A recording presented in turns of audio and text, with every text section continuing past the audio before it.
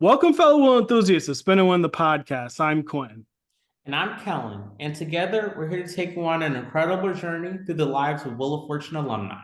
Join us as we uncover the personal tells, triumphs, and transformations of those who spun the wheel and won big. From cherished moments on set to the impact of their lives, we're diving deep into the stories before, during, and after their iconic Wheel of Fortune experience. This podcast is a celebration of diverse paths, a spotlight on the incredible individuals who dare to solve puzzles and chase a fortune. So tune in. And let's spin the wheel. All right, here we go. Tonight we have Mansour. Mansour, how are you? Good, good. How we doing, guys? Good, Doing good. good. Thank you for That's how joining it's us. said. Thank you for Perfect. joining us. We truly appreciate it. Of course, man. Thanks for having me, guys. So first things first, can you please tell us about yourself? So I'm a first generation American. So my parents both immigrated here from Lebanon. Um, I'm currently a lawyer. I do personal injury and workers' comp law. So, and I never really good with these talk about yourself things, but like I do some volunteer work. It's called the Paulus Center in Boston, and Wednesday nights they do this thing called the Wednesday Night Supper Club, and basically they serve food to the in poor people in the area, like homeless and poor, things like that, and it goes for like an hour and a half. They've been doing it for like 30 plus years, so it's a cool program. Glad to be a part of that. And yeah, I Wow, that's mean, awesome. So, can you tell us where your Wheel of Fortune journey began? Can you take us back to the very beginning on why you decided to apply for the Wheel of Fortune? so when like growing up, like me and my family always watched Wheel of Fortune, 7 o'clock, before Netflix and streaming and stuff, back when cable was a thing, was like an actual thing. We would just watch 7 o'clock at night, after class and work and stuff. And I was just like, we all loved like trying to solve the puzzles beforehand. I was always like, yo, who can get the puzzle first? And then my dad actually ended up auditioning for the show Hmm. like 7 years before I was on. So I was on in what, like 2018. He was on like 2011. Uh, and he won $1,000. Uh, that's what he won the first toss up, and then that was pretty much it. And it was like crazy experience. But they taped in Boston too. That was the thing. Versus like when I did my episode, it was in LA. All right. And after that, it was like we had our and time went on, and then when I turned 18, I submitted my online application, and then I found out one time because like part of the Wheel Club, that they were in Boston, so went to that Quincy market, and sat outside for like a few hours, didn't get called up, but filled out an application. I was an Mhm. undergrad at the time, looking to be a lawyer, and looking to go to law school, and then be a lawyer, and then yeah, about sometime after I got a call, I got an email from Wheel of Fortune for a final audition. And then after that, it was like, okay, that's cool. Now, after the final audition was like a three-part audition type thing. And, go through those parts. It was like that, how like most Wheel of Fortune like contestants that get on work, they get the 2 week letter, and then they letter 2 weeks after the final audition, and next thing you know, like I got the letter a week later, and I was like, yo, I'm gonna be on the show. This is sick, like father son kind of generational thing, you know what I'm All right. saying?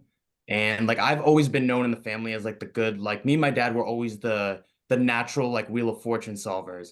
Like we're Mhm. always good at puzzles, like you know what I'm saying? It was always like, Sajak's hilarious and stuff. And then it was like a year and a half later before I actually I got my tape date. It was a week after I turned 21. That was pretty Oh, awesome. cool. Yeah, it was pretty awesome. Like, because I went to Vegas right after. So, that was fun. And yeah, I did they had me out for college week. So College here too. there we go. There we go. Repping our colleges, you know what I'm saying?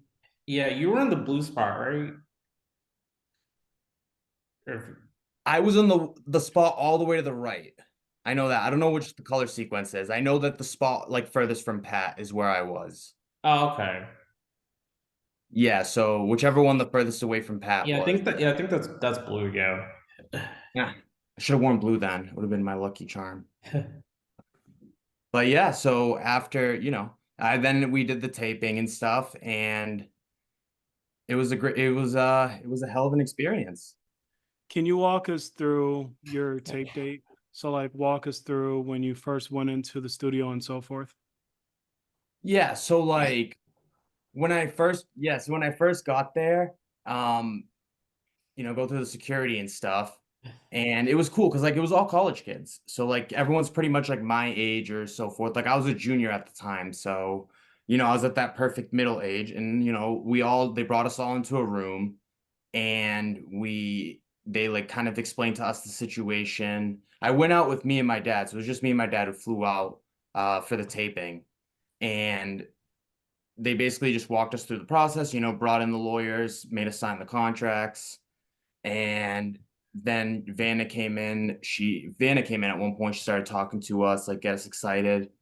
Even like when you walk into the place at like 7:30, these guys are full of energy. They are like full of life. I loved it. I was like, yeah, these are my people right here. You know what I'm Mm-hmm. saying? And I still remember we met one of the producers I met there, Alex. She's the best. Like she's literally um like she was just so helpful and stuff with everything. Oh And yeah.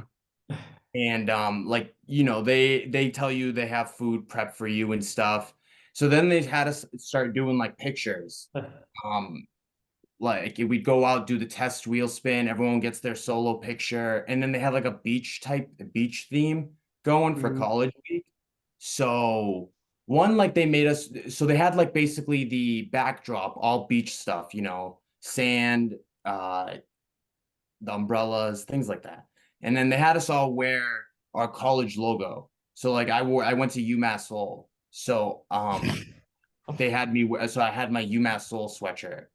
And it was like it was interesting. There's like so many different kinds of people you meet when like people like from across the country all just randomly like come together, like come to do this like taping, and Mm-hmm. never know what kind of person to expect to meet. You know what I'm saying? Like That's the it was like truth. yeah, it was cool. It was cool though. Like and Pat's honestly hilarious. He's awesome. And he was just he makes like the best jokes. You know what I'm saying? He knows how to just keep a good mood. And I mean, yeah, so then it started, they like kind of explained how the process works in terms of like tape dates and things like that. Then they started going through the tapings. I think trying to remember if my taping was before or after lunch. I think mine was before lunch. I had it. So like there's like they do like two episodes or something like that, 2 or 3 episodes before lunch, and then they tape like the rest of the episodes after. It was definitely after actually because I had lunch, so it had to be after. The pizza was pretty good. Yeah. And yeah. Okay. No. Okay. Oh yeah. I don't know. Somebody told me. Did they have meat? I don't know if you remember they have meatball subs because someone I know who was on before me, they said, "Don't eat the meatball sub because everyone that taped that ate it, they didn't win anything, so don't eat it." So I was like, "Okay, I won't eat it." Okay. Well, they had like sandwiches and stuff too, but I'm pretty sure if I remember, it was like during Lent at the time, so I couldn't eat meat on Fridays, and like the tape date was a Friday, so I think Mm. I remember there was like the pizza was an option, and then there was like sandwiches, and like there was vegan stuff. There's just a little bit of everything. I don't know about for me, pizza's lucky. Like everyone knows me as one bite. Everyone knows the rules. So like, not for me, as in like I kind of mimic Dave Portnoy's thing. I did a few videos like that. Like I have friends that like I used to do that with, and it's just pizza's my no. I love pizza. So like for me, it was just a good consistent like keep the routine going, and then just keep the luck falling down consistently. But did our taping, and it was crazy. The episode was crazy. I mean, I don't know. Have you guys both seen the episode? I saw your bonus round. I haven't Maybe seen it. the No. bonus round, right? Okay, so no, okay, so basically, it's I won I didn't win the first toss up. I won the second toss up. I was up against that chick from UCLA and that other chick from Georgetown. Okay, both like good competitors. I mean, the one from UCLA kind of got screwed because like basically she was rolling bankruptcies and loser turns like the entire time. So like she was just not really getting a chance to, show her stuff. Right. But it was like at one point basically in the early rounds, like I was down like 12,000. Mm, So yeah, because the girl from I think it was Georgetown, she she spun the 2500. We like got the 2500 wedge and picked an L, which she had 4 of. So she got 10K right off the bat. That was the first puzzle. right. And solved it right away. And it was like boom. So that was right there. And then won another puzzle. Next thing I know, like we're not even up to the second toss up, and I'm down like 12 grand, and I'm like, shit, here we go. Gotta do something here. And you just gotta just stay calm and just keep trudging on. You know what I'm saying? And and then eventually, there was the second toss up. I got that. It was the first toss up was basket. I think it was spicy buffalo wings. I think that was the Mhm. first toss up. Yeah, and I don't even eat spicy food. I don't do buffalo. So it's like kind of ironic how that works. Dude, the whole show is irony. Wait until you hear the rest of it. Right. And then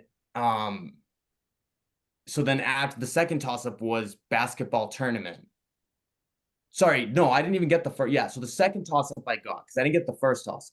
Second toss up I got was basketball, which was my first one. That was spicy buffalo wings, and then it was basketball tournament for the $3,000 one because it was different before as it is now. Like back when Yeah. we obviously, and after that toss up, we had a prize puzzle. No, the prize puzzle came before the third $3,000 toss up, Yeah. right? Yeah. So before that toss up, I'm down to 1,000. Then I got the prize puzzle. That's right, and it was intense because nobody could solve it. It literally came down to the last word, and picture this scenario. Attending my first luau was the puzzle. Okay, the word we didn't have was luau. We didn't have an Mm, L. We didn't have U's. So everyone knew, we Oh just didn't know yeah. what the word was. So it came to me, it ended up coming to me, like coming back to me. And it was like either I was gonna buy an O or I was gonna buy a U. And like it was think of 4-letter word with an A being the third letter. 90% of the time there's an O there. right. Because like that's what the word's gonna make sense. Like how many words have like 4 letters that are UA? But I just bought a U randomly. I was like, like something tells me like O is just too like obviously wrong. And I ended up buying that U and it put the word together. And I was like, boom, attending my first luau. That was Mm, my that was my prize puzzle to Hawaii. Oh, And cool. so that was like an 8,000, that was worth like 8K.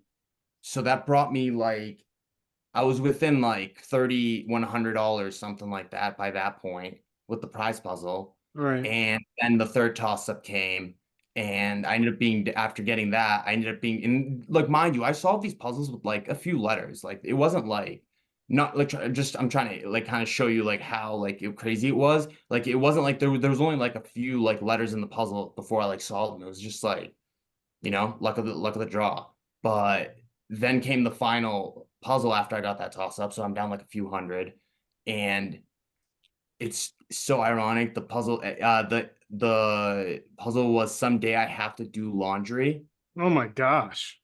and mind you, yeah, I haven't really ever done laundry, so Oh. Wait, do you remember like was the 5,000 hit on your show or no? the what? Like the 5,000 on the final spin? Was it? He didn't hit the 5,000. He hit Oh like yeah, okay, yeah, 100. you're good. Cause that happened. No, that happened on my show. I was like, no, it's funny because like I obviously think if you see now the person does it instead of Pat. I saw like she did on my show. I was like, oh no. I'd be And it's so funny annoyed. because people look at me, they're like, why were you happy that they landed on money? I'm like, why would I be happy if they land on the 5,000? Why would I be happy? Especially if you're in the lead, you're just like, no, like I don't need. Yeah. No, I it's just funny because win. it did work out for me because I got it like